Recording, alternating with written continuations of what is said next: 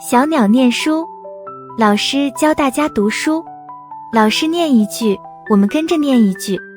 窗外的风吹着，细细沙沙；窗外的鸟叫着，叽叽喳喳。老师说，风也在叫小鸟念书吗？我们仔细地听，窗外的风念着，细细沙沙；窗外的鸟念着，叽叽喳喳。我们都笑了，哈哈。